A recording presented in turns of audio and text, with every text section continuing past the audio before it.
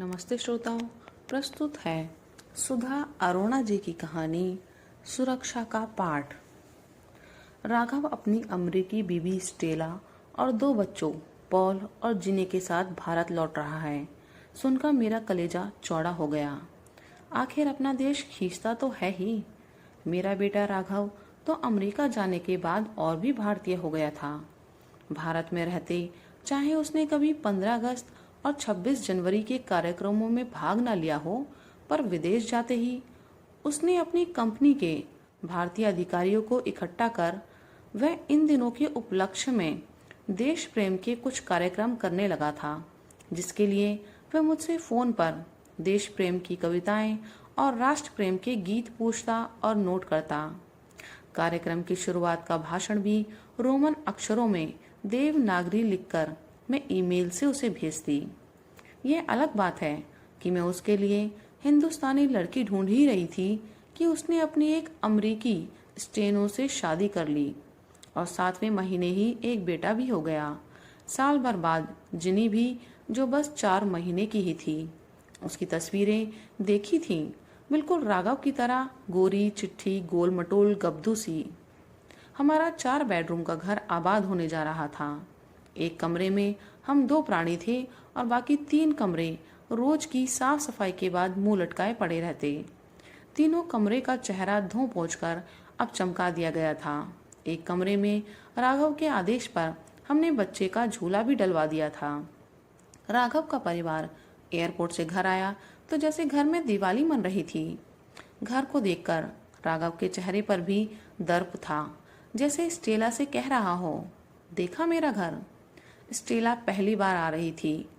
राघव से नजरें मिलते ही बोली, oh, you have a palatial house. तुम्हारा घर तो महलों जैसा है। राघव ने मुस्कुराकर उसके कंधे पर हाथ रखा और दूसरे कमरे की ओर इशारा किया, जहां हमने बच्चों के लिए दीवार पर मिक्की माउस और डोनाल्ड डक के चित्र दीवारों पर लगा रखे थे। रात को जिनी को झूले में डाल और हमारे कमरे में लगे छोटे दीवान पर पॉल के सोने का बंदोबस्त कर वे अपने कमरे में सोने के लिए जा रहे थे। मैंने देखा तो कहा, इसे अकेले यहाँ रात को भूख लगेगी तो? स्टेला ने मुस्कुराकर कहा, डोंट वरी मॉम, उसे अपने समय से फीड कर दिया है। अब सुबह से पहले कुछ नहीं देना है। मैं राघव की ओर मुखातिब हुई, रात को रोई तो? राघव ने मुझे सख्त स्वर में कहा, माँ, आप अपने कमरे में जाकर सो रहो, और स्टेला के कंधों को बाहों से घेर कर बेडरूम में चला गया। वही हुआ जिसका अंदेशा था। रात को जिनी की भीषण चीख पुकार से नींद खुलनी ही थी। बच्ची चिंगाड़ चिंगाड़ कर रो रही थी। पॉल मेरे कमरे में मजे से तकिया भींचे सो रहा था। मैं उठी और बच्ची को बाहों में ले आई। उसकी नैपी भीगी थी। उसे बदला, थोड़ी देर कंधे पर लगा, पुचकारा, मुंह में चूसनी भी डाली, पर उसका रोना जारी रहा। फिर न जाने कैसे याद आया, राघव जब बच्चा था अपनी छाती पर उसे उल्टा लिटा देती थी। बस वह सारी रात मेरी छाती से चिपका सोया रहता था। जिनी पर भी वही नुस्खा कारगर सिद्ध हुआ। मेरी धड़कन में उस बच्ची की धड़कनें समा गईं और वह चुपचाप सो गई। थोड़ी देर बाद मैं जाकर उसे उसके झूले में डाल आई। 3 दिन तक यही सिलसिला चलता रहा। रात को वह सप्तम स्वर में चीखती। मैं उसे उठाती और कुछ देर बाद वह मेरे सीने पर उल्टे होकर सो जाती। लगता जैसे छोटा राघव लौट आया है। बीते दिनों में जीना इतना सुकून दे सकता है, कभी सोचा ना था। चौथे दिन सुबह अचानक नींद खुली। देखा तो राघव और स्टेला गुड़िया सी जिनी को मेरे सीने पर से उठाकर चीख रहे थे। तभी हम सोच रहे थे कि आजकल जिनी के रात को रोने की आवाज क्यों नहीं आती। माँ, आपका जमाना गया। बच्चे को रोने देना बच्चे के फेफड़े के लिए कितना जरूरी है आपको नहीं मालूम।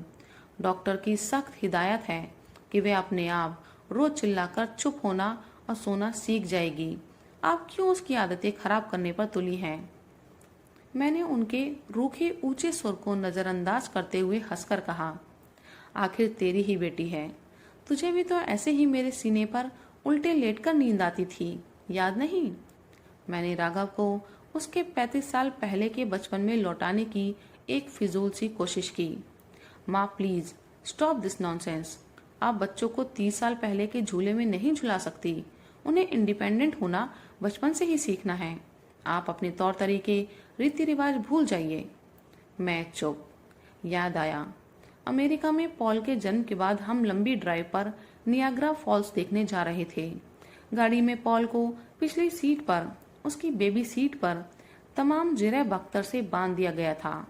रास्ते में मैं दाएं बाएं बेल्ट में कसा फंसा बुक्का फाड़कर रो दिया। मैंने जैसे ही उसे उसमें से निकालकर गोद में लेना चाहा, राघव ने कस कर डांट लगाई।